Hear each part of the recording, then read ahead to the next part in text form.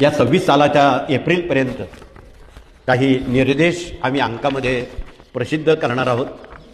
तर गेल्या काही वर्षापासून आपण रोज सांगत आहोत की आगामी काळामध्ये विमान अपघात होतील, रेल्वे अपघात होतील, काही तिसऱ्या महायुद्धाची सुरुवात होईल, काही देशांमध्ये युद्ध सुरू झालेलं आहे, आगामी काही भागात चक्रीवादळ मोठ्या प्रमाणात सक्रिय होतं आहे आणि खूप मोठे उपद्रव जगात आणि देशात होण्याची शक्यता नाकारता येत नाही। जगामध्ये नवीन व्हायरस जसं 4-5 वर्षापूर्वी कोरोना आला तसा असा एक आजार थैमान घालण्याची या महिन्याच्या अखेरपर्यंत शक्यता आहे।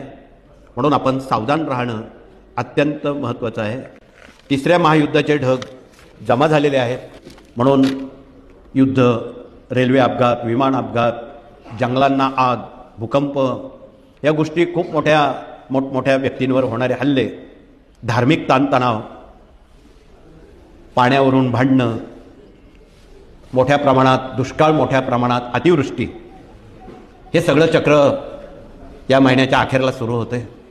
काही ठिकाणी खूप पाऊस, काही ठिकाणी पाऊसच पडणार नाही। अशा साऱ्या घटनाक्रम आगामी मे महिन्यापर्यंत दर महिन्यात घडणार आहेत। म्हणून यातून आपण, आपला देश आणि आपले भारतीय लोक यांना याची कुठलीही तोशिष लागू नये म्हणून आपण भारत मातेला, स्वामींना स्मरणपूर्वक खालील कार्यक्रम आपण करावा की आपण आगामी 100 दिवसात 100 पाठ स्वामी चरित्र सारामृताचे संकल्पने करावेत। 1, 100 पाठ श्री दुर्गा सप्तशतीचे प्रत्येकानं वैयक्तिक करावेत। 3, 100 पाठ रुद्राचे करावेत। स्वामी महाराज हे शंकरच आहेत म्हणून ते काही वेगळं नाही। म्हणून आपण माणूस नावाची एकच जात आहे असं स्वामींनी ठणकावून सांगितलेलं आहे। म्हणून या सर्वांनी आपापल्या मातृभाषेतून भारत माता स्वामींना भजताना या सेवेचा विसर पडू देऊ नये। म्हणून आपल्या हातून वर्षभरात 100 पाठ स्वामीचरित्र व्हावेत, मुदत 1 वर्ष आहे। 100 पाठ सप्तशतीचे व्हावेत, 100 पाठ रुद्राचे व्हावेत। तशा या सेवा फार सोप्या आहेत आणि ज्यांना एवढंही शक्य नाही त्यांनी 12 महिन्यात 12 लाख जप, दरमहा 1 लाख जप श्री स्वामी समर्थ लिहिला तरी ते पुरेसं आहे।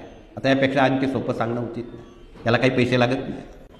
म्हणून आपण हा संदेश जगभर, देशभर, राज्यभर सर्वांच्या कानामनापर्यंत पोचवला तरच ते वाचू शकतील। म्हणून हा तळमळीचा संदेश आपण सर्वतोपरी सर्वांपर्यंत आपण पोचवला